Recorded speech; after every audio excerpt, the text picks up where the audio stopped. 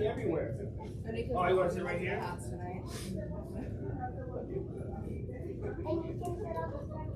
Do you want to double check and make sure that? Oh my God, he's sleeping there. She ain't scared anymore. I know she's not. I like it. She's getting good. Is that okay? And then we give you top six shake.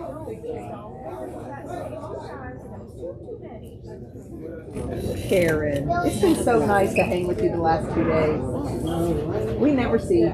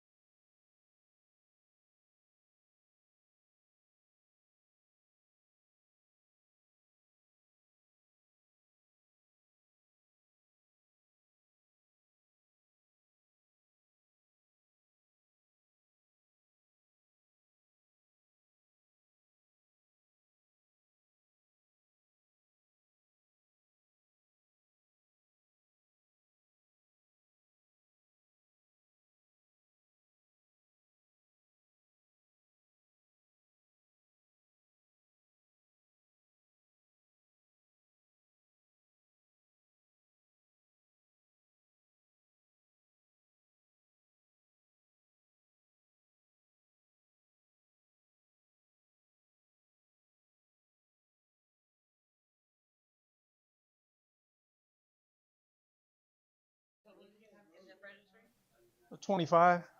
Yeah, so maybe 10 or 11. So let's see if the audio works. Come over here for me.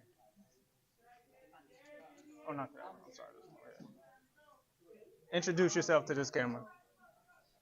Good afternoon. My name is Nico Locasio.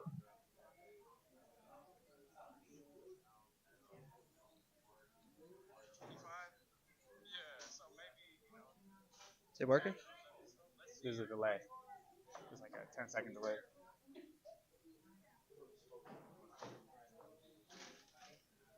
Introduce yourself to this camera. Good afternoon. My name is Nico Locasio. That's pretty much it. We're good.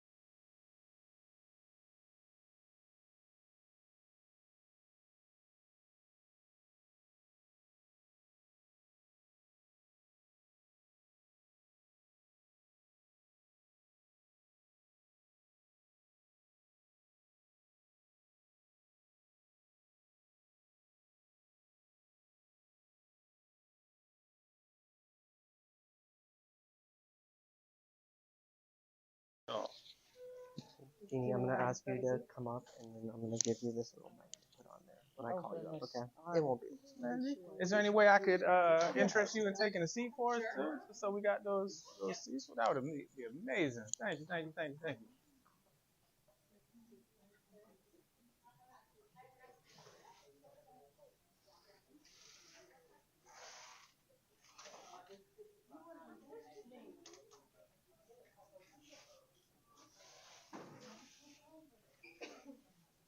There you go. Make sure we're in there.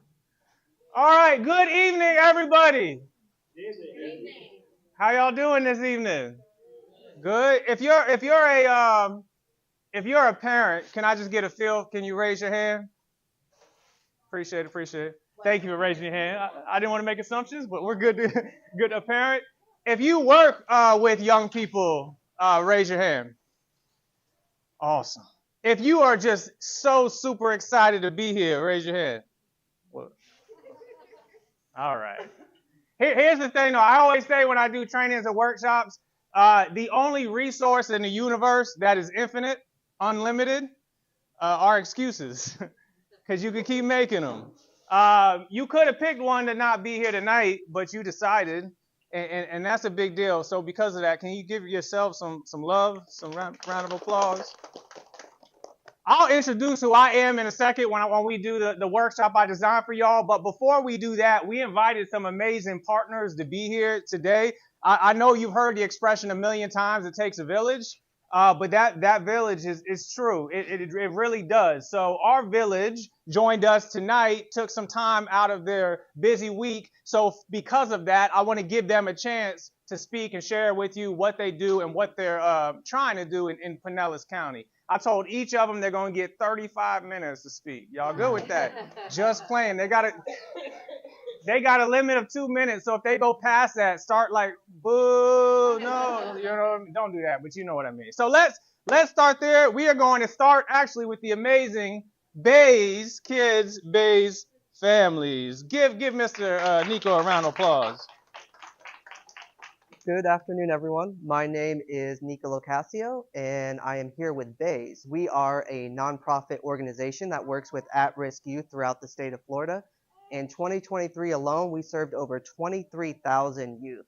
And so we have a wide range of programs throughout the state, from behavioral health, community-based, prevention services, diversion services, and then our community supervision program. So here locally, we have 3 programs in Pinellas County. We have our community supervision program, our youth screening program, and then we have our juvenile diversion program. So I am the director of our community supervision program, and we see youth in the community that are on house arrest. So our job is to make sure that they are in compliance with their court order, that they're following the law and are following their court order. And then we also monitor their ankle monitor to ensure that they're not tampering with the device, they're not leaving when they're not supposed to. And then we work closely with the Department of Juvenile Justice and juvenile probation officers to report any noncompliance or violations of their house arrest. And then also with our juvenile diversion program, I'm going to ask Jeannie to come up briefly to speak about JDAP and the services they offer. Jeannie. Hi, I'm Jeannie Hirth. I'm supervisor with JDAP Juvenile Diversion Alternative Program, Pinellas and Pasco County. And we are a program, our kids are referred to us by the Department of Juvenile Justice after they've gotten in a little bit of trouble. And we meet with them and we create what's called an individual service plan. Typically it runs from 2 to 4 months, and we assess them and determine services that they might benefit from. Also, we refer them to services that they've been ordered into, either by a court order or a Walker plan. And we use a lot of the motivational interviewing techniques in our assessment of the kids, getting to know them, getting them to open up, and getting them to see a little bit of light outside the dark hole that they're in at the time when they come to see us. That's about all I have. Yay, thank you. I did not print out my order of who's next, so if you would like to go next, just feel free to get the microphone and go for it. All right. I'll go for it. I know this person. I know. I don't think I need the microphone. I'll use my teacher voice. but my name is Francine Camponi. Last name might be familiar to you. I'm an educator with Pinellas County Schools. I taught fifth grade for 17 years, which is a long time in fifth grade. And this year I transitioned to Stavros Institute. So Gus Stavros Institute is a partnership between Pinellas Education Foundation and Pinellas County Schools. We offer 2 programs for our youths here in Pinellas County and beyond. And the first one is Finance Park. In 8th grade, sometimes 7th grade, they come to Finance Park to learn financial literacy. They get a simulation, they get a job, a career, understand what their net monthly income is, and then have to make a decision to create a budget based on needs and wants. So it's really eye-opening for a lot of our young people to realize how expensive childcare is, or groceries and car insurance, particularly rent or housing in Pinellas County. I also work, my main job is, I call it the Disney World of Pinellas County Schools. If you could raise your hand really quickly if you remember coming to Enterprise Village. Right here in the back. Thank you, here. I know that we were just at Enterprise Village together. So Enterprise Village is a unique program for our 5th graders where they actually apply for a job, are placed in a business, and then they run the village. So we have a mayor, financial officer, sales associates. I call it a beautiful, controlled chaos. So the kids, when they come in, we have a morning meeting, and I always say, if you need help today, look for the person in red so they know who to help. Well, I want to let you know that our facility looks to you as our first-line helpers. We can't run our program without our wonderful community volunteers. So we would love to invite you to come out to be a volunteer at Finance Park or Enterprise Village. It's just level 1 clearance. It's a regular volunteer form that you fill out. We would love to have you on, I say, the kids' happiest day, especially when they leave the village and they're 10 or 11 years old and they say, this was the best day of my whole life. And you think you're 10 or 11, but it's a wonderful program. So I invite you to come out to see the magic that happens there, because once again, we're preparing these young people to be responsible, dependable citizens in our community and let them know what is life like beyond the classroom. So I thank you. I thank Boys and Girls Club for hosting tonight and all of our wonderful partners. So thank you very much. I look forward to seeing you. All right, next up, who's up? Let go. Yes, here you go. Hello, my name is Doreen Daughtry. I work for Pinellas County Schools, specifically within the prevention department. My main role is I oversee bullying and harassment for the entire district, as well as probably the most remarkable thing that Pinellas County Schools does is we have something called the See Something, Say Something anonymous reporting system. So if you are a parent of someone who is in Pinellas County Schools, you probably know a lot about the See Something, Say Something anonymous reporting system. What that is it allows students from kindergarten all the way through 12th grade, 3rd graders through 12th graders are trained in what warning signs and signals look like, so that they see something that's concerning to them, they can anonymously report it without having to give their name. And when we speak to students, that's the number one thing. I don't want to report, especially when it comes to bullying, because they're afraid if I'm the one that's going to report, it's going to come right back on me and it may be some sort of retaliation. So having a safe way to report without having to give a name is one of the best things. This year, well, we launched it in 2018, our partnership with Sandy Hook. Along with Sandy Hook, besides the reporting system, we have in all our schools Save Clubs. Save Clubs are Students Against Violence Everywhere, and it's run by students with a staff advisor. We have our Say Hello Week. We have See Something, Say Something. And since we launched it, we have had roughly 27,000 tips that have come through the system. But this year alone, we have saved, or I should say the students have saved 620 lives, because as I was sitting at the table, a life safety tip came in. What life safety means is that immediately we respond to it. So it's not a system where you submit something and maybe in a couple of days it might get back to you. It's immediate. And we can then contact law enforcement if it's after school hours to go check on our kid and make sure they're okay. If it's during the school day, staff are trained on what to do. That's what I do, and I'm also a youth mental health first aid trainer for the district. But at the table, within the prevention department, we also have our suicide awareness, mental health resources, our 988 stickers, and also drug prevention. So visit the table. If you have any questions, I'm here. Awesome. Thank you. Awesome. Awesome. Next up, go up to the front. There we go, right there. Thank you. Hi, everybody. My name is Grace Santos. I am the program director for the Youth Advocate Programs. We're the little blue ones in the corner over there. Youth Advocate Programs is a national organization that works all across, but in Florida specifically, we have three, I say counties, but Pinellas and Pasco together. So I'm the director for that county specifically. Right now, at the time, we have two programs that we work with. We work with the DJJ kids, or the juvenile justice kids, and our kids are going through reunification process in the foster care system. So for both sides, we do this wraparound service where we assign an advocate that comes in, and depending on the situation, it's case by case, but being that one person assigned to that child that helps them, if they're in DJJ, for example, finding community service hours, figuring out a way to pay off their restitution so they can complete those sanctions and they can get off of probation and hopefully not reoffend.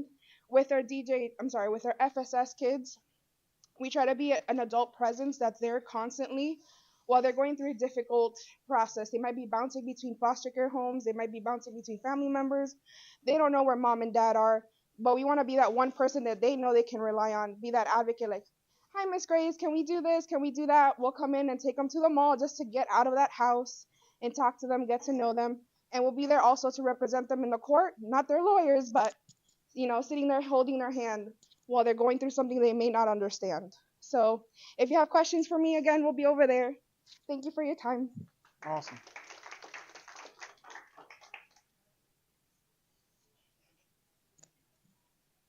Thank you. Hi. I'm Mary Jo. I'm an Outreach Admissions and Career Transition Service Director at the Pinellas County Job Corps Center, located in St. Petersburg. You can actually look out our dorm windows and view Tropicana Field. That's how close we are. And I could talk for an hour about Job Corps, but I'm not going to do that. So Job Corps is free. It's for age 16 to 24.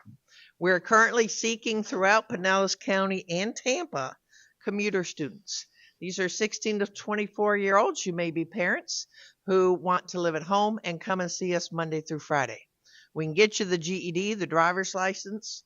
We can get you the high school diploma, but also you're going to have a post-secondary trade where you get state and national credentials in construction or healthcare at our center. So I have 8 trades. You can even live with me after you finish your trade and spend a year going to St. Petersburg Community College while you live with me. And I feed you. I give you a stipend every other week. And one of the benefits we do have for parents is that if your name is on the birth certificate, you can do our child allotment. And the end result of that is every month we will write a check for $180 to whoever provides daycare for your child. It does not have to be a daycare center. It could be mom, it could be grandma, it could be sister helping you. It could be the other parent helping you. But we'll go ahead and write them that check. That's in addition to you getting skills. We are charged when you finish us. And there is no program like us in the United States. There's 123 centers. We are the largest residential training program in the United States. We're even in Puerto Rico and the Virgin Islands. Your tax dollars pay for Job Corps. We do serve low income. We're not a juvenile delinquency program. We're a training and education program for 16 to 24-year-olds. And yes, 16-year-olds can now live at home and come Monday through Friday. To the point, if you're in Clearwater, Pinellas Park, St. Pete, I'll pick you up at your house in the morning, and I'll bring you back to your house at night. So you don't even have to worry about transportation to come see me. You want to come in the evening to my basketball game, because we have a basketball team. You want to come early, have breakfast, stay late for dinner. We can work all that out too with your parent, or you can drive your own vehicle if you have a vehicle, or I'll pay for your bus pass. But we're about careers. When you leave Job Corps, I'm charged with getting you a job that pays at least $38,000 a year. So we're putting out 18-year-olds in their first jobs with $38,000. Okay, so we're about careers and changing lives. So if interested, for those here, we do have packets over there. You can find me or just look us up on the internet. You'll find a way to connect with us. Call. We give tours every Thursday at 9:30. Just show up at my center Thursday at 9:30 with your state ID. I'll show you my center. And the last I close is we're doing a special thing on March 20th.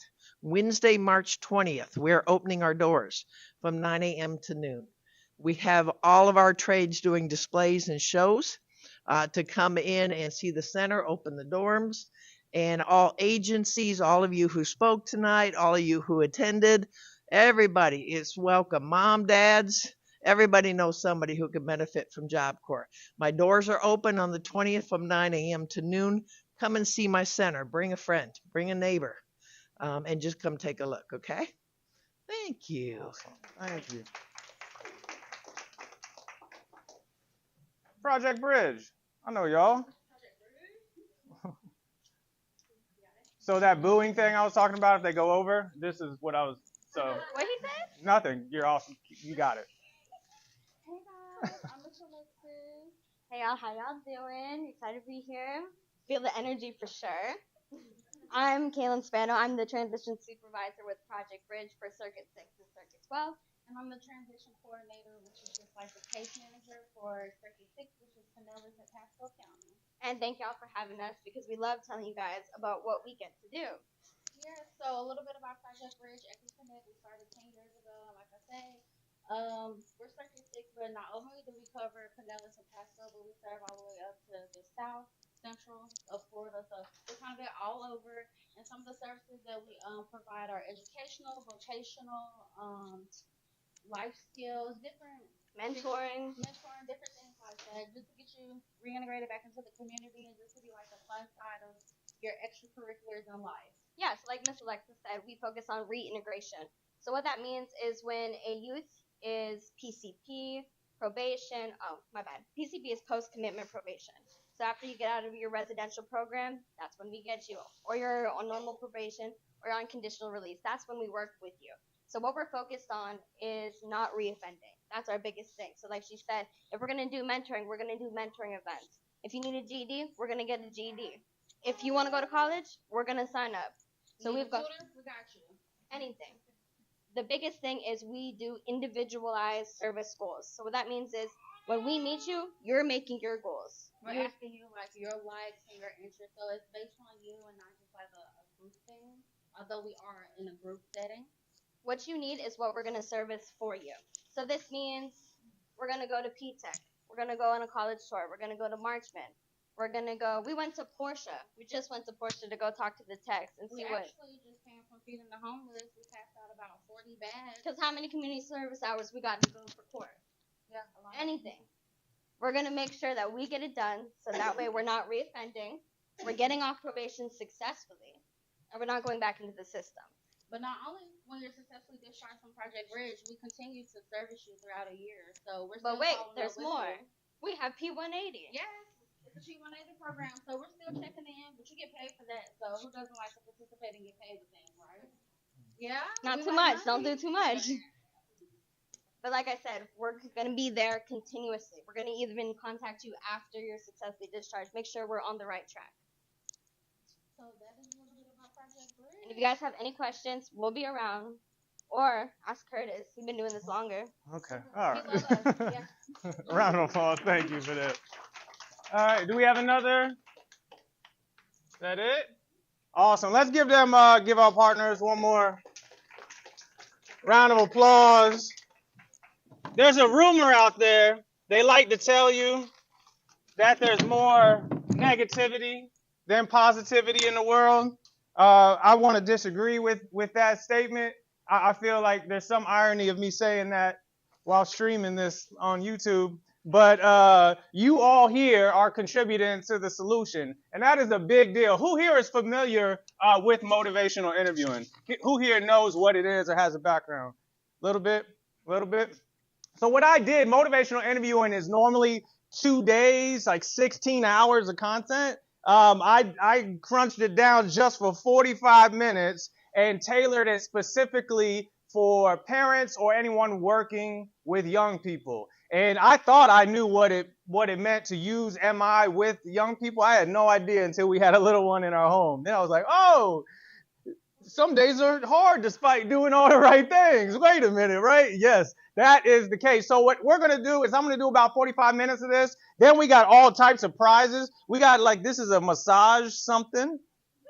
Yeah, what was that? Yes, please. We got gift cards to the movies for like a little family night. And then we have gift cards to something else. Shout it out. Something amazing. It's a surprise raffle for that one. So at the end of this, we're going to raffle that off. Also some bikes, and we're going to have a good time because we appreciate y'all being here. So let's talk about motivational interviewing. The best way I can explain MI is for us to actually try something real quick. So let's give something a shot here. If the clicker works. There we go. Okay, here's what we're going to do. This side of the room is going to be the yes side. I'm going to put a scenario on the screen, and if you say yes, you would do that scenario, I want you to stand over here. This part of the room is going to be the maybe side. If I put a scenario on the screen and you're like on the fence that you will be willing to do it, you're in the maybe. And if the scenario I put, you're like, no, not going to happen. This is the no side. I just want to get a feel for where everybody's at. Does that make sense? So yes, maybe no. I don't even remember what I put up here, so let's find out together.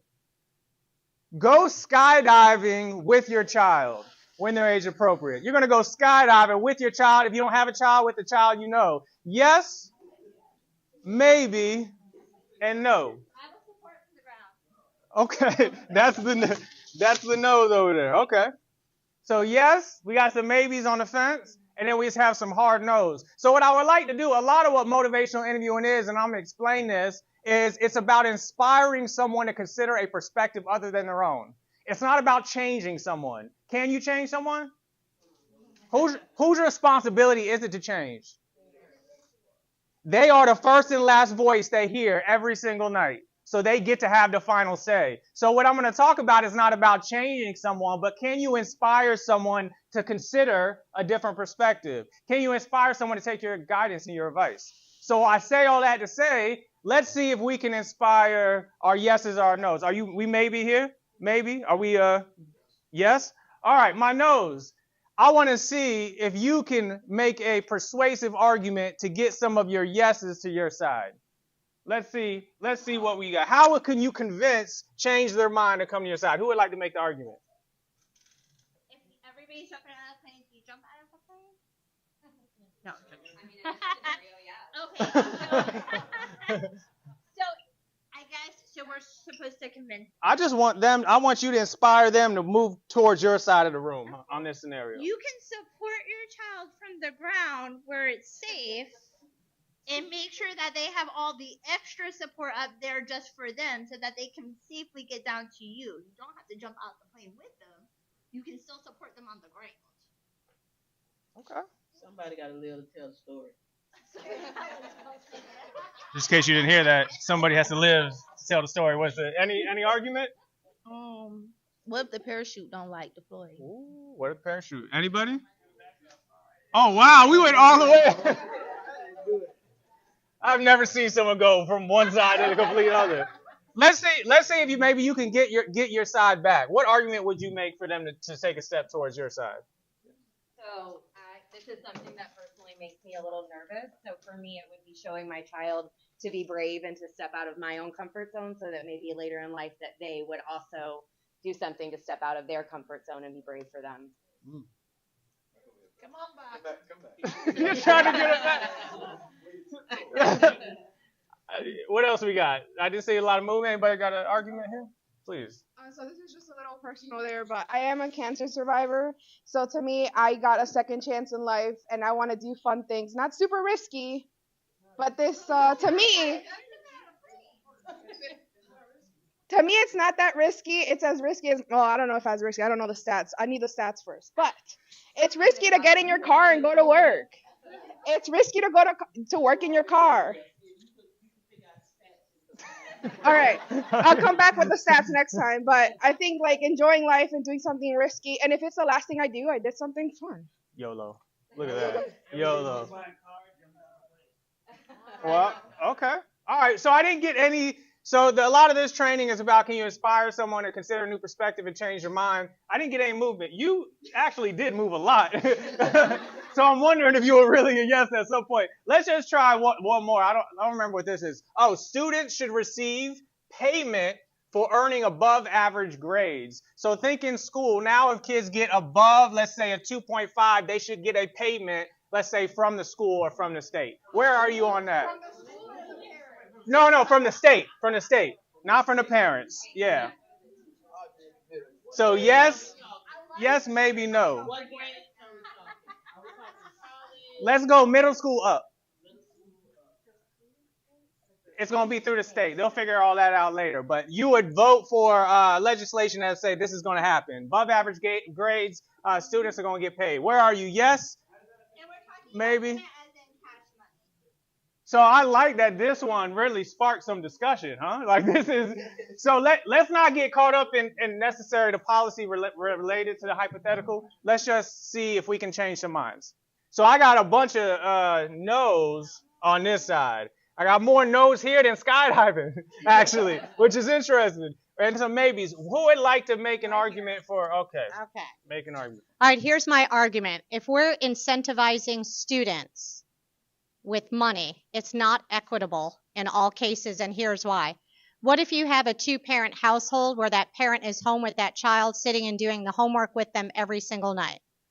But then you have a parent, maybe that child's parent works later, and that child's doing their homework on their own. So first of all, it's not equitable because you don't know who's doing the homework. I think if you're going to incentivize anyone, it would be the parents get a stipend or a tax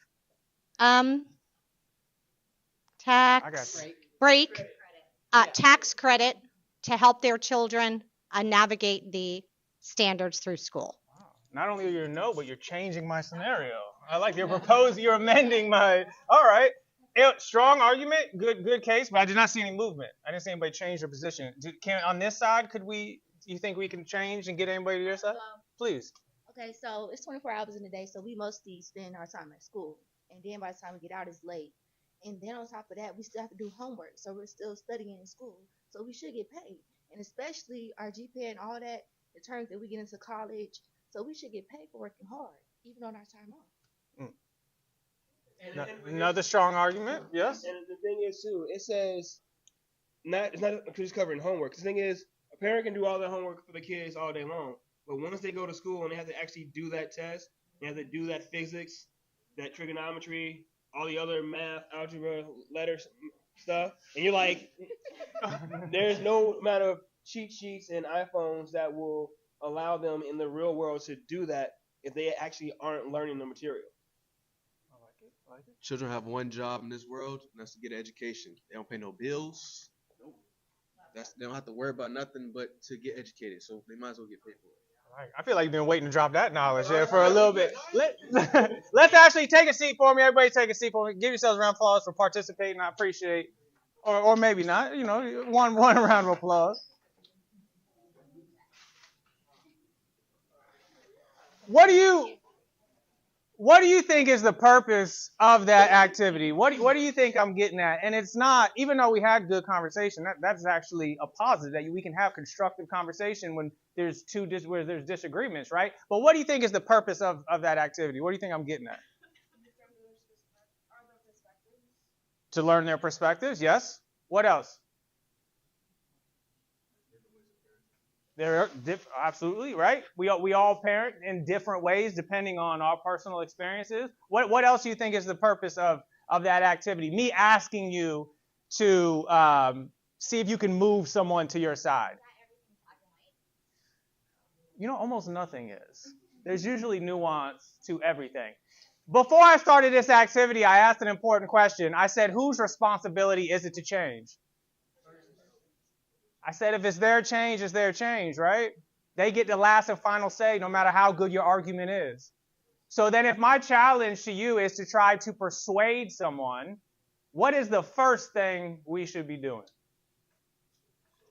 What's that? Persuading ourselves, maybe. What else?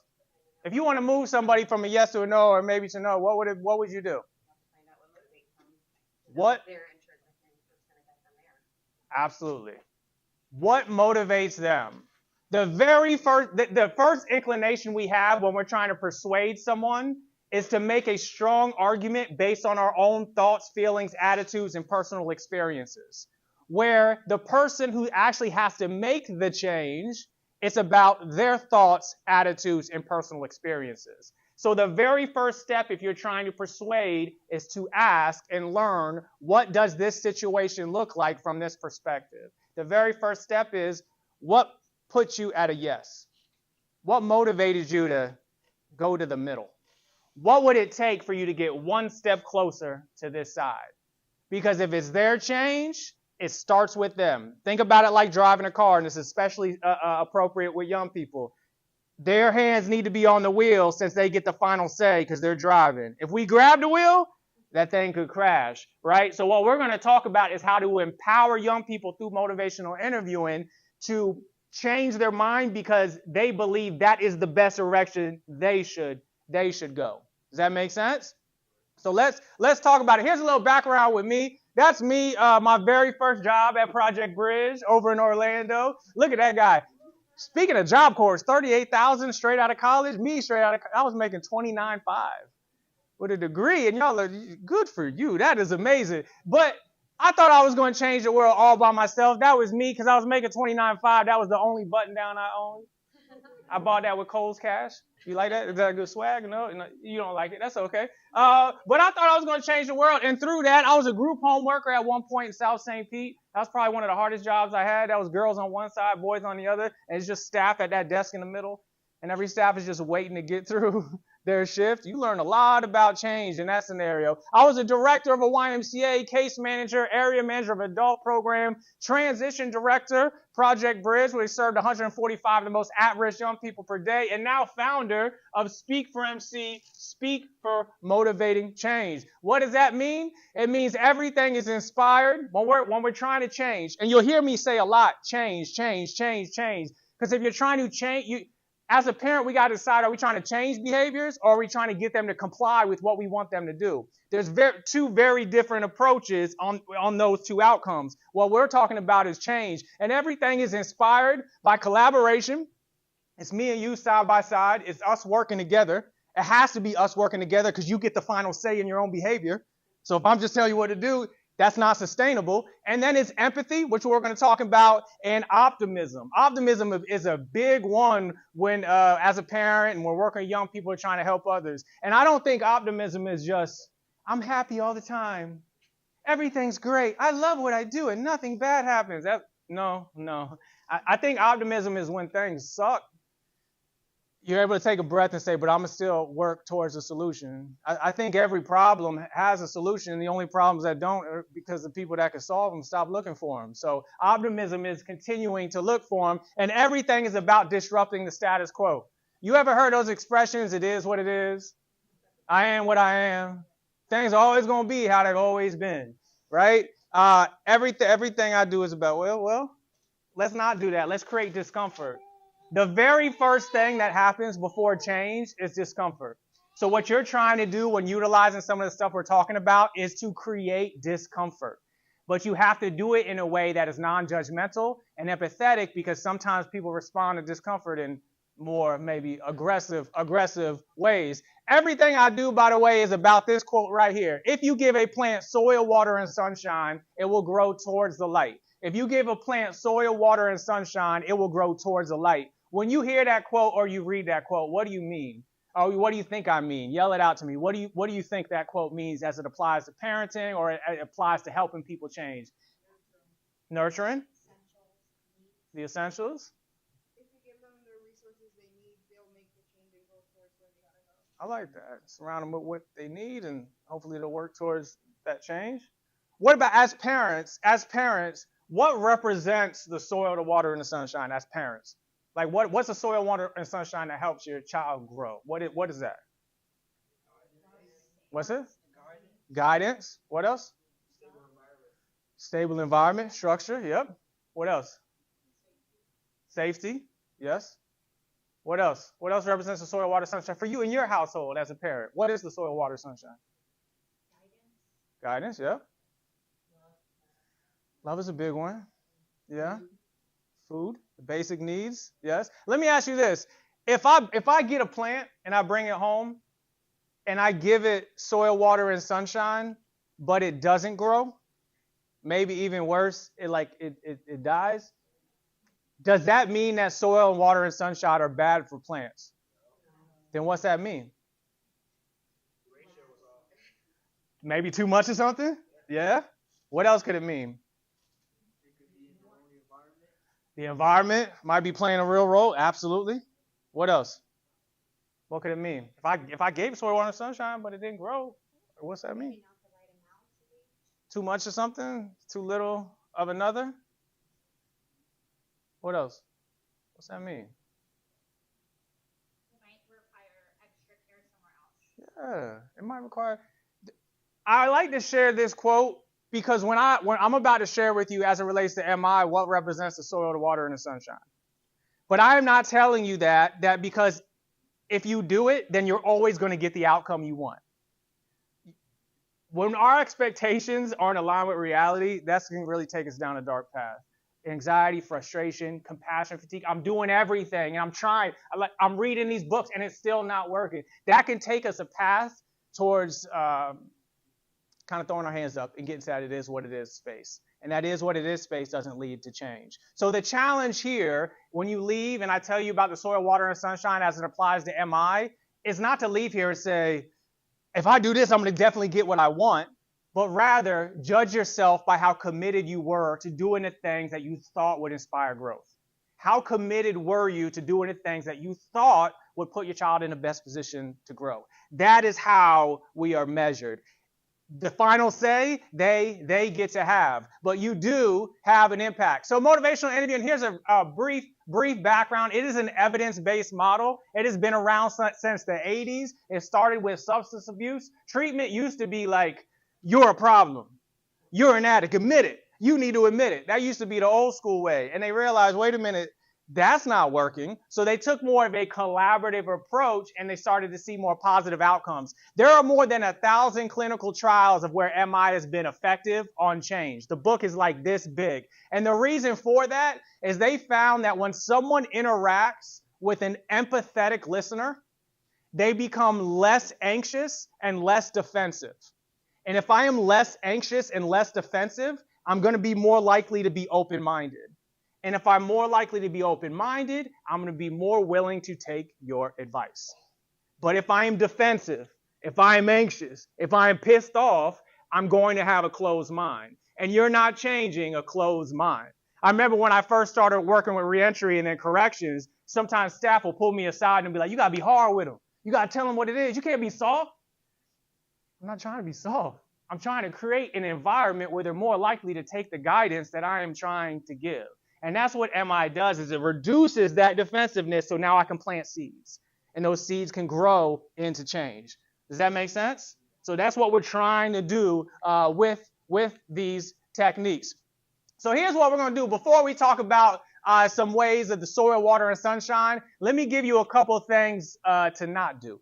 Let's do a couple of things that we kind of want to avoid with regard to roadblocks when trying to inspire change. So in order for us to do this, I'm going to put a bunch of topics on the screen. What I would like you to do is just with the people around you, share your opinions on that topic, and then see if you can convince the person around you to change their mind. This is going to help us do the next activity. Does that make sense? I put a bunch on here, so choose the one that you feel most comfortable with. Traditional education is better than homeschooling. Cell phones should be banned. All schools should have mandatory uniforms. College should be free. And if all of these are too squirrely, just dogs are better than cats. I don't want to create any problems, right? So just with the people around you, talk about this topic. Share your opinion. Maybe you can convince someone to change their mind. And let's see how we do. I'm going to give you about 3 minutes. Ready? Go.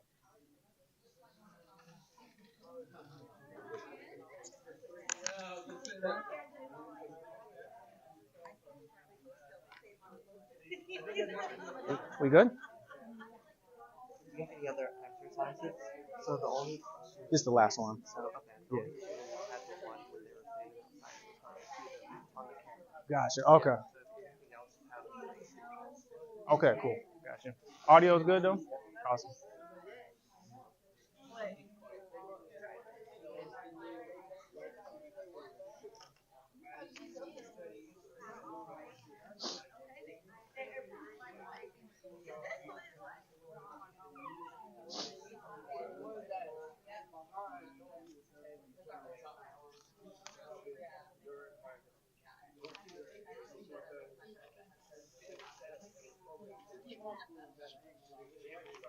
Mm-hmm.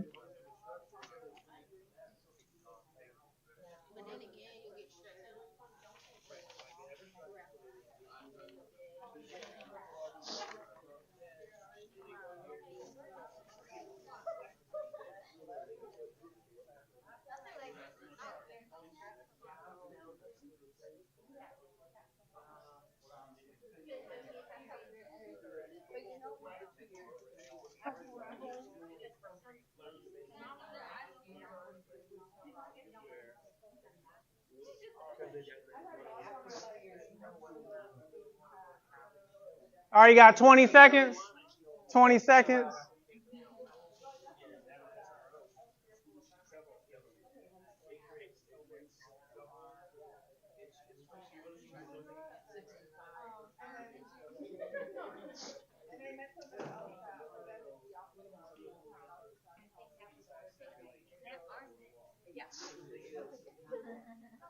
All right, let's see how we did. If you had, who here felt heard and that their voice, their opinion mattered? Raise your hand. We got yes? This room, we feel heard at all? Yes, sir. Oh, okay, cool. I appreciate that. All right, so I'm going to show you some barriers that get in the way of empowering someone to talk through their own change.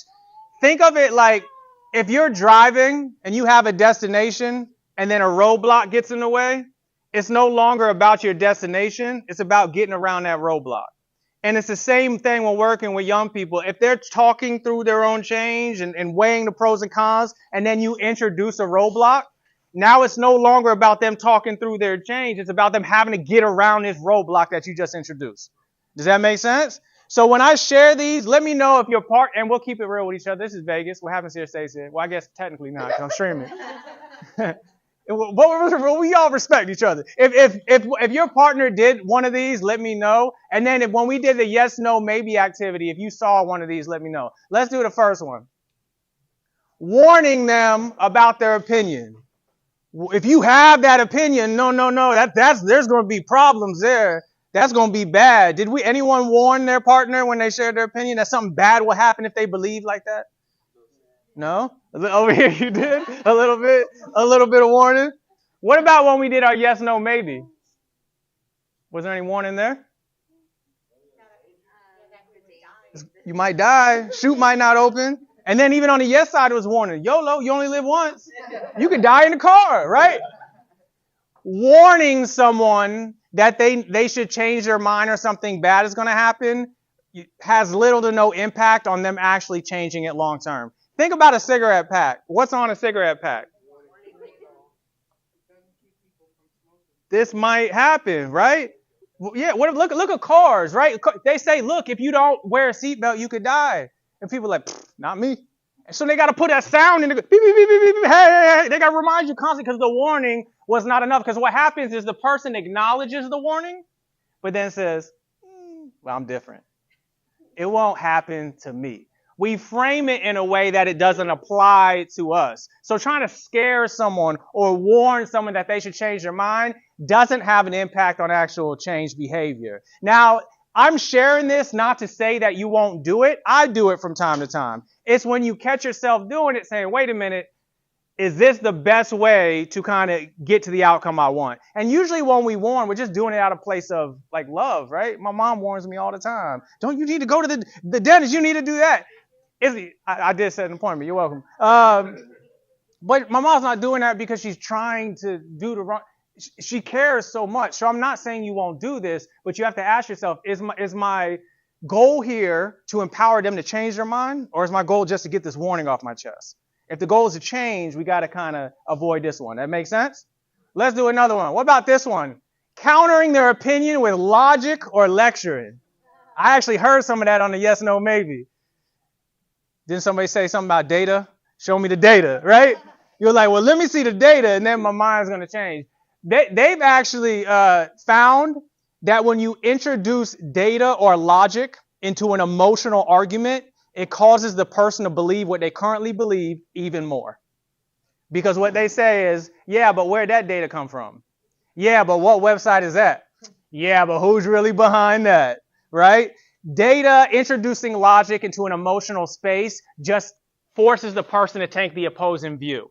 Now, if the first thing you have to do when it's an emotional conversation is connect emotionally, then once that's de-escalated, if they welcome the logic and data, now you can introduce it. But going straight into, don't you realize the numbers say this? And we did it on the car, right? More people, data says more people hurt from cars. I know people are still like, nah, right? A plane's up here, a car's down here. That can't be, right? It just doesn't apply. So we got to stop ourselves from introducing logic into an emotional argument right away. What about this one? Did anybody do this? Labeling or categorizing someone based off of their opinion. So that would be like if someone said yes to skydiving, you immediately said, oh, they're a daredevil. Oh, they just take risk. Oh, they probably don't even have any kids, so they don't have anything to worry about. It's because of one thing you learn that you then believe all these other things to be true as well. The quickest way to cause someone to be defensive or anxious is if they feel categorized, shamed, or labeled. Even if there's some truth kind of to the label, it doesn't matter. They're going to shut down, get pissed off. And if they're going to say, if you're putting me in a box, then you're in a different box. And now if we're both in different boxes, that means we're at odds. And it's a fight. And I'm going to fight to defend my box versus yours. Does that make sense? So we got to really, even though we think, oh, this is true, and other people I've met, or when my kid did this, that also means this. Even if there's truth to that, seek to understand, ask questions before jumping in saying, oh, I know that to be fact. Does that make sense? Labeling. And then the last one, this is probably one of the most common ones. What about this one? Changing the topic to your experience. This is probably one of the hardest things for us to avoid, because there's so much to process in the world. There's so much information around us. The quickest way to make sense of it is to connect it with something that we've experienced before. If you're just building a relationship or you're having a normal conversation with somebody, that's great. But if it's about their change, as soon as you make it about you, it's no longer about them and they're no longer driving the car. Does that make sense? It's okay to say, hey, I struggled with school too, but then you got to give it back to them and say, well, what's your experience? But if you go, I struggled with school and then I did this and I did this and I did this, and you know what I did here? Now you've taken the wheel. I remember my very first job at a group home. I drove this young man back for like 2 hours. The whole 2 hours, I'm like, hey, I'd had young people, just like you, and this happened. I'm telling you, all you got to do is this. I'll give you the cheat codes. This is all going to be good. He stole a car that night. It's because like 10 minutes in that conversation, he checked me out. And he gave me the respectful disrespect that sometimes young people do. Yes, sir. Yes, sir. Oh, yeah. Yes, sir. Yeah. No, I got you. In their mind, like, I ain't going to do none of this. Can't wait till he stops talking, right? So the idea is if it's about their change, it's their change and not changing it to yours. Before I go on past this, out of these 4 roadblocks, which one is kind of the toughest for you to avoid, either as a parent or working with young people? What do you think? Which of these is the toughest to avoid? 2? The logic one, introducing data. What makes that tough sometimes?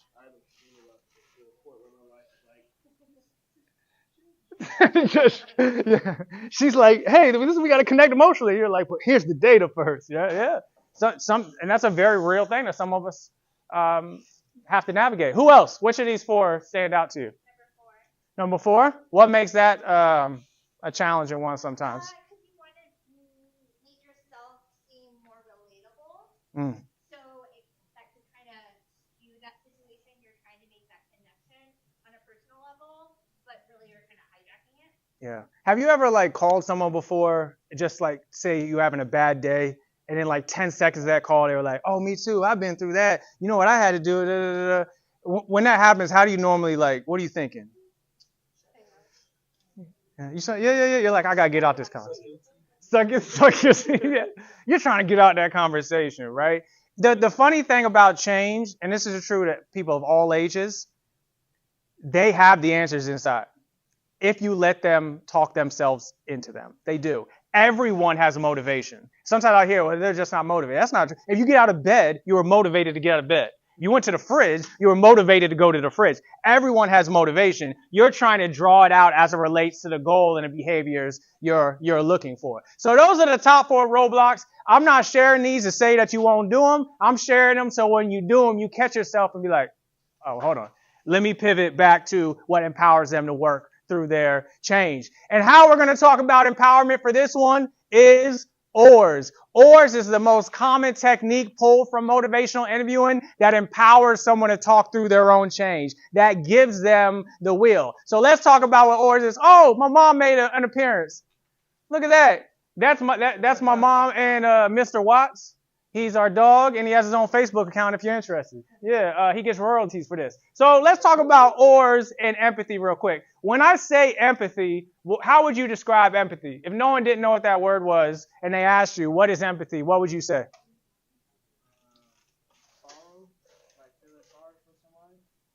Kinda. We're getting there a little bit. I like your answer. What else? What's that? Demonstrating understanding. Yep. What else? How would you describe empathy?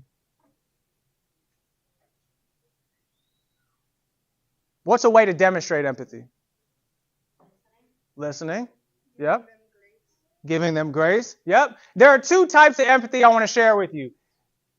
Cognitive empathy and emotional empathy. Cognitive empathy is an important one because if we're always emotionally pouring into someone else, eventually we're not going to have enough for ourselves. And if your cup is overflowing, it's going to be hard to then pour into to someone else, right? So cognitive empathy allows us to seek understanding without necessarily diving into the emotional space that they're feeling. So cognitive empathy is all about putting yourself in someone else's shoes. The main thing with cognitive empathy is we got to suspend our ego. So if your young person says, hey, nobody's going to hire me. I'm not getting a job because nobody's going to hire me. You might know, yeah, there are going to be people that hire you. They're just not getting you a job because of what you're doing. You might know that, but can you suspend your ego, not say that, instead say, tell me why.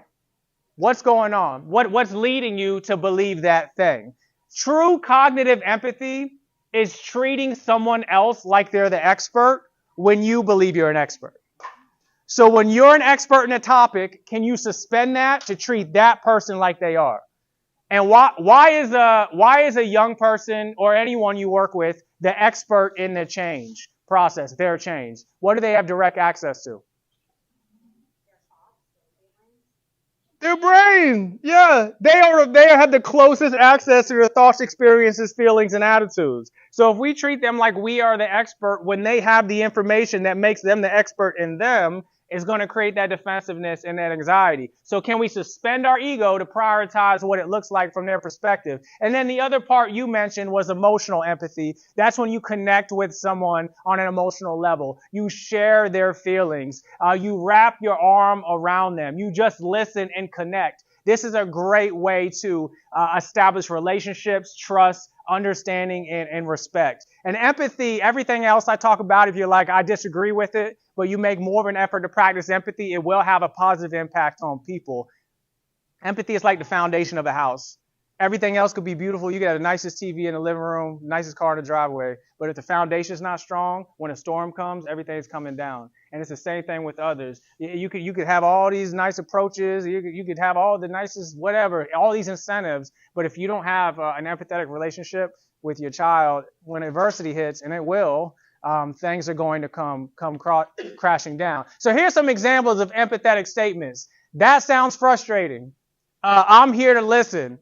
It seems like you are trying your best. I'm glad you told me. It sounds like you're struggling with deciding which direction to go. Imagine your child, a young person comes to you and they tell you something that really pisses you off. And you want to be like, right? Instead saying, I'm so glad you told me. That is an empathetic way that can get the temperature down, so they're going to be more likely then to hear the guidance that you probably want to give because of that situation. Does that make sense? Trust, respect, relationships, understanding, it's all inspired by empathy. Notice these aren't questions. We're not asking questions. These are neutral statements with a period to just demonstrate to the person, I'm with you and I want to hear you. That is the path towards driving thinking and change. Does that make sense? You with me? Or just saying that really sucks. You ever talk to somebody and then like 30 seconds into the conversation, they start giving you advice on what to do? How do you normally respond to unsolicited advice? Advice you didn't want? That's the respectful disrespect. Yeah. Thanks. Yeah, right? And then the person follows up with you a week later. Hey, you do that thing? Oh, I was going to get to it. I'll do it next time. Oh, okay. Then they follow up again. Oh, and then everybody's pissed off, right? Because now we're just going through the process. So instead of jumping into advice, saying something just as simple as, hey, that really sucks. That can go a long way. Let's do a little thought experiment here. A family came in today at 4. At first, I wasn't sure what for, and I couldn't find their file. Initially, they were difficult because of the Wi-Fi, but we contacted the education specialist. On the 5th call to the admin's office, they answered. We got them the answer they were looking for. It was another fun reminder of the importance of patience. That story means nothing. I just want to try a little competition real quick. The first person that can accurately tell me the correct number of F's in that paragraph is going to get a prize. F, the letter F. How many F's are in that paragraph? First person I accurately tell me.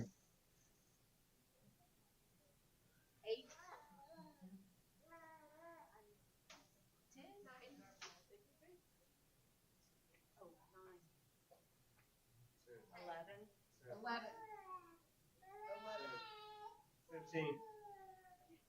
You said letter F, right? 13.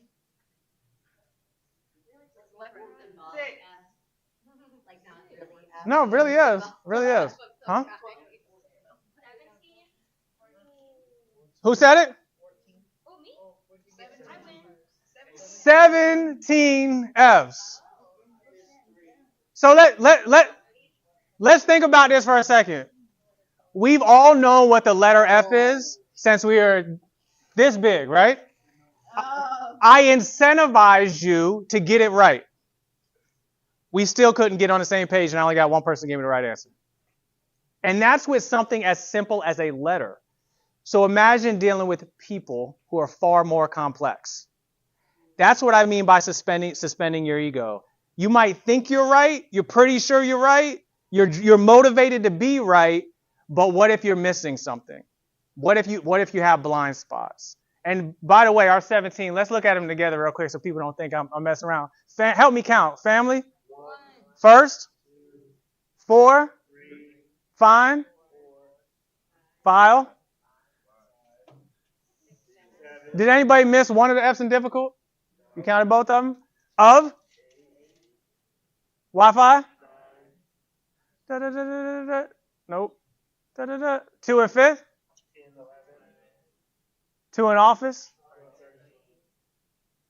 4? 5th? Which F did you miss? The last 2 ofs? Which is the comment, because I'm almost there, so your brain skipped it, right? Or I got the one in the one sentence, so that I don't need to look for that anymore. So there's probably not another one. So your brain automatically skips it. It's called a mental heuristic. We get a limited information, and we think because of that information, we know what the answer is, and we just miss things. It's the same thing when working with your children, helping your children, working with young people. We can miss things. Yes. I did it on purpose. Yep. To even, because it stops you for a second. Wait, 4 it starts with, but I'm not spelling it. It's the point is we all have blind spots. We all interpret things differently. We can miss things. So when you're with your children and you 100% believe, oh, I know, think, but I miss an F. So let me pause for a second and take more of an empathetic approach to truly find out what's going on. Make sense? I mean, if it makes you feel any better, I did this before and somebody was like 0 because it's a riddle. So no, it's not. They're just F's. All right, let's keep it. All right, so let's talk about ORs. When you empower your young people, they become better problem solvers, more self-reliant, better decision makers. So let's end with ORs here. ORs stands for open-ended questions, affirmations, reflections, and summaries. Let's do open-ended questions. What is an open-ended question? Not a yes or no. Good. Give me an example.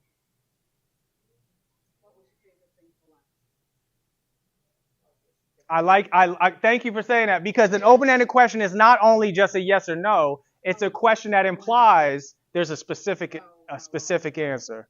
So what would be another example of an open-ended question? What's the best thing that happened today? Open-ended questions are designed to elicit a longer answer, whereas closed-ended questions are designed to get a specific response. Open-ended questions say you can answer however you see fit. Closed-ended questions say you need to answer what I think the answer is. Does that make sense? Closed-ended questions try to get compliance. Open-ended questions more lean towards change. And I keep saying compliance. Sometimes, especially with kids, you need compliance. If someone's about to get hurt or harmed, when my little one was running to the street, I'm not going to be like, hey, tell me about how you feel. What's going on? See, that truck is coming, right? No, like, get out of here, right? I need compliance. But if the idea is long-term change, then I have to shift more towards a long-term change approach. Open-ended questions say you can answer however you want. Closed say, answer what I think. Here's some examples where you can change any closed-ended question to an open-ended question, right? So let's say, do you want to go to school?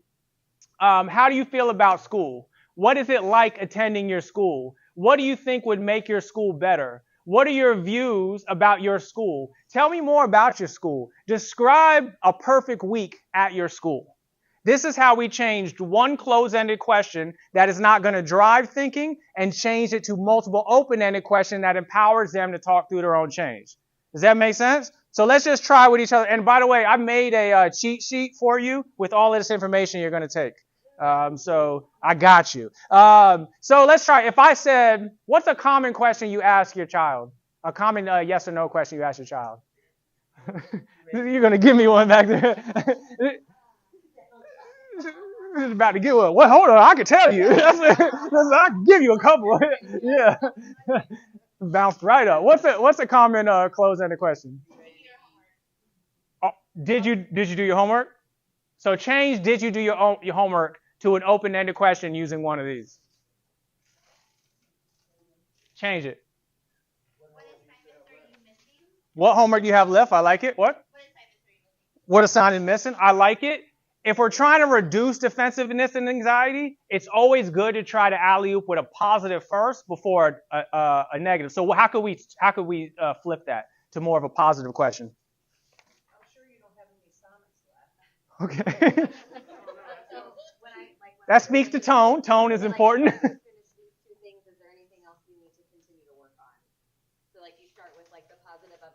Yep. How can we change is there anything else, which is closed, to open? Thank you.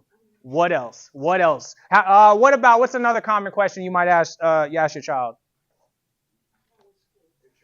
How was school is actually open? What's that? Are your chores done? Yeah, no, we're not doing that right now. Change. Did you get your chores done to an open-ended question using one of these up here? Did you get your chores done? Make that open. Were you able to tackle A, B, and C? That's yes or no. That's yes or no. Yeah, make it open. How do you feel about having chores? See, this, so let's go back to empathy for a second.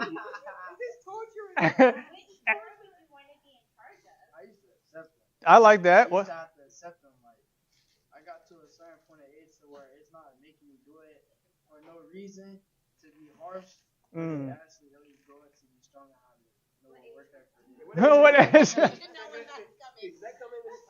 But you see what he said? He said, I realize it. I came to that conclusion. Remember, empathy is knowing you're the expert.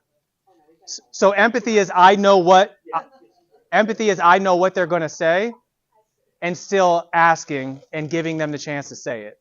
Can you suspend your ego to treat them like the expert? And you're laughing. Let's try one more. What's a question you would ask your child? A closed one.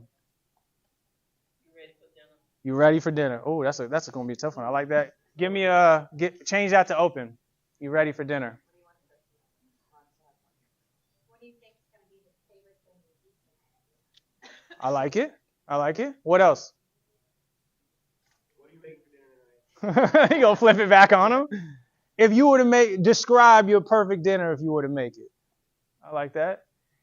So much more information is going to be gathered in those type of questions as opposed to do you want dinner? You're just not going to learn a lot. Maybe they'll say yes, maybe they'll say no, maybe they'll just give whatever answer they think is going to keep you quiet, right?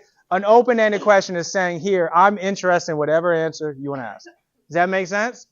Please know, especially with young people, just because you ask an open-ended question, they are very talented at still answering with a short answer, right? They're very good at it. But the idea is the more you ask it, and if they feel you truly actually care about the answer, they'll talk more. And that's just with anyone. We like to talk to people who we feel care about the words we're saying. We just do. So it's about the more you ask them, the more you open those questions, the more they'll begin to elaborate. The second part of ORs, and we're only going to do the O and the A, is affirmations. What's an affirmation? Give me an example of an affirmation you gave your child in the last 2 weeks. You're smart. Good. Yes. Thank you. What else? I think I heard another one. You're so good at yes. What's another one? What's an affirmation you gave a child in the last 2 weeks? So proud of you. Yes. What? I see a word. Yep. I like it. Good. So what is the purpose of an affirmation then? Express appreciation, show understanding and support, recognize their achievement. I appreciate how hard it must have been for you. You decided to talk to me. I think it's great you want to do something about the problem. Something as simple as saying that's a good suggestion. In the workplace, have you ever gone to your supervisor and finally had an idea and maybe they told you, yeah, that's nice, but did you get the work done I told you to get? Never do that. If that happens, yeah, not today. It's unlikely that you're probably going to give another suggestion again, right? So just saying something as simple, I appreciate you sharing that with me. That's a good suggestion. I didn't think about that. Could go a long way. So there's 4 different types of affirmations. I want to challenge you when you leave here and you go home. I want you to your child when you get home to give one of these 4. Not the specific ones I have on here, but they got to fall in this category. Here's the categories. Identify a positive attribute or characteristic about your child. An example of that, you're so brave, you're such a big girl. Here's the thing, because we are with us all the time, we sometimes get to a place where we no longer recognize our strengths because we're with us all the time. So when someone else can identify it for us, it can remind us, hey, wait a minute. I am trying. I am patient. Hold on. I can get through this. So it's when you identify a positive characteristic about the person. The other one, a statement of appreciation. Thank you for having such good manners. So on the chores thing, if he never does chores ever, and then finally he does, instead of saying about damn time, hey, I see you. I appreciate that. That's what I'm talking about. I didn't even have to ask you. The statements of appreciation is intrinsically rewarding them to think, okay, I did do something good, which the brain will say, go do more of that so I can feel good again. Does that make sense? Statement of appreciation. The other one is catch your child doing something right. That's like if they finally picked up their stuff, you're acknowledging it. If we're not positively reinforcing the behaviors we want as parents, we cannot say we want them. Right? So the behavior you want, you have to positively reinforce. I'm not saying for every single thing they do right, you're like, oh, you're so great. I'm not saying hand out a bunch of participation trophies. I'm saying affirm the behaviors that you want them to continue to grow in and repeat, especially if you can catch them. If they never come straight home and do the homework, and then finally you're like, what's going on? Man, I see you. That's what I'm talking about. Look at you doing your homework right off the bat. I appreciate that. I see you. Keep it up. Reaffirm the behaviors you want.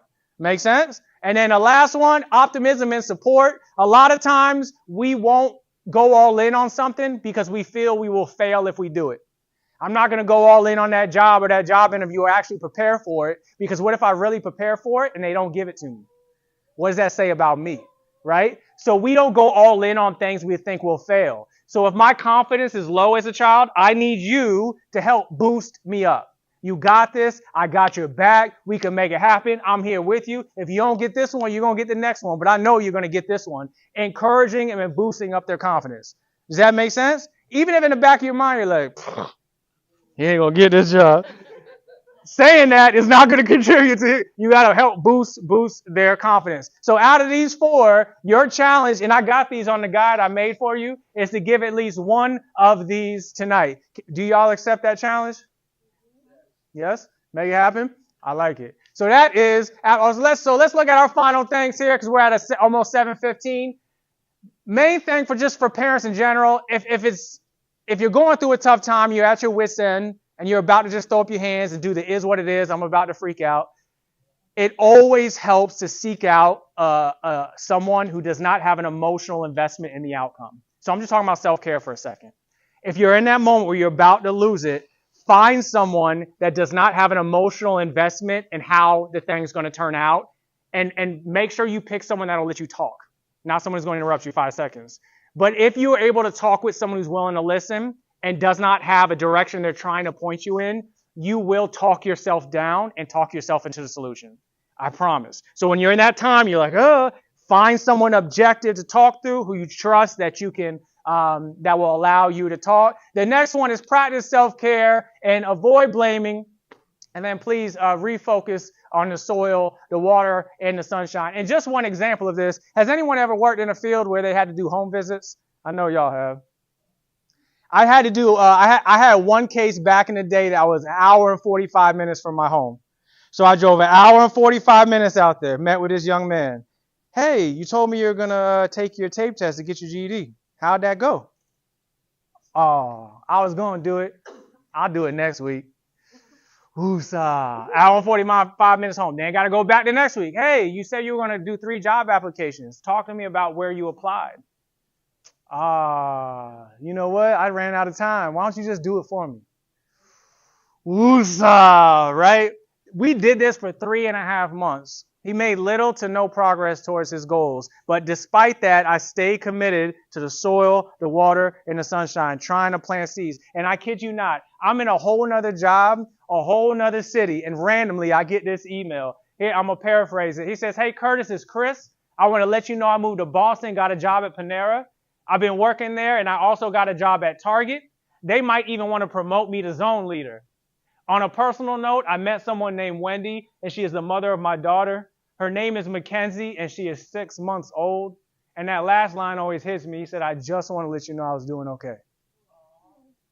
In that moment, he wasn't ready to change, but I was still committed to the soil, the water, and the sunshine, plant seeds. So when he was, he had what he needed. And when I got this, I immediately responded. I was like, man, I'm proud of you. That's what I'm talking about. You know, he never responded to me again. What's that about? Well, I don't know why you're laughing like that. You did that to people. He just wanted to let me know he was doing okay, right? So when you leave here, it's not about how often you're able to change or convince your child. It's how committed are you to doing the things that you thought would put them in the best position to grow. How committed are you to doing some of the things that we talk about today? We are at the end, people. I appreciate y'all. So here's what we got. Let me give you the ORS guide. This has everything we talked about because I know I said a lot, and maybe it passes around for me. Maybe we did not remember all that. The other thing I forgot to mention is Jodo's Pizza, the one that hooked us up with a pizza. Please grab one. They made these coupons specifically for y'all. If you just get 2 drinks, you get a free pizza coupon. So definitely grab these before you go. And now let's do the raffle. Let's do the, yes. You lost your paper? Oh, well, hold on now. Go ahead and write yours on there. All right, here's what's going to do. I'm going to pull out a name, and then I'm going to let you, did you get in the raffle? You good? I'm going to pull out a name, and then you get to pick whatever, yes, you get to pick whatever you want. You have an extra pen over there? Right here. So let's get our first raffle. Let's see what's going on. It is Gavin. Is that a little one? All right. Gavin gets to pick one thing up here. Come on. Come on. Whatever. No, you go get that massage, Mama. Hey. Let's do another one. Christopher Lewis. Hey. You trying to get the massage? Yeah. Anything you want? Pick anything. Let's do another one. Just pick a prize. Any prize? Yes, sir. Shanita. There you. Oh, you just wrote your name. Oh, that's adorable. Oh, that's awesome. That's awesome. Let's do another one. What'd you get? The green? Last name Hilo. Saeed. Come on up, Saeed. Huh? What? You sure? There's an umbrella, Job Corps umbrella. It rains in Florida. You good? All right. Julia. Julia won. All right. Kayleen. How many names did you put in here? I'll just let. All right. Let's just. Kat Lewis. Go up there, Kat. Alex. Get up there and get something. Did you put your name in there? Then go get up there and grab something. Who did?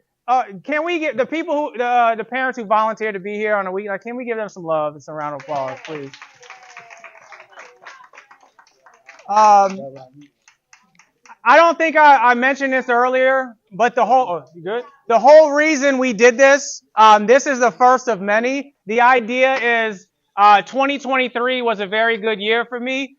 So in 2024, I wanted to start giving back to Florida. I was born and raised and grew up in Pinellas County, so it's time to give back and inspire change. So there's going to be more of those. So special thanks, by the way, to Boys and Girls Club for letting us do this. Boys and Girls Club, you want to do final closing remarks? I sure can.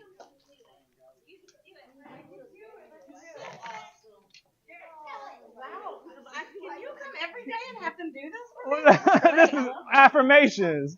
So I'm Mandy Taylor. I'm the Chief Operating Officer for Boys and Girls Club of the Suncoast, and we're glad that you guys are here tonight. And thanks for Curtis. This is great. We were just talking over here that this is something we want to incorporate in our staff meetings too, because I think it's beneficial for our staff to be able to talk to the kids in our program.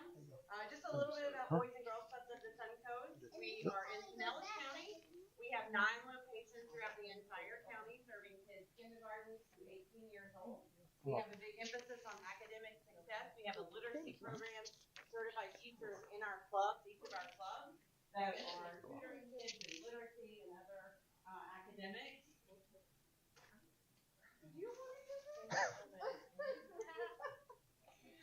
We also have a focus on prevention programs with Ms. Nikki here is over that.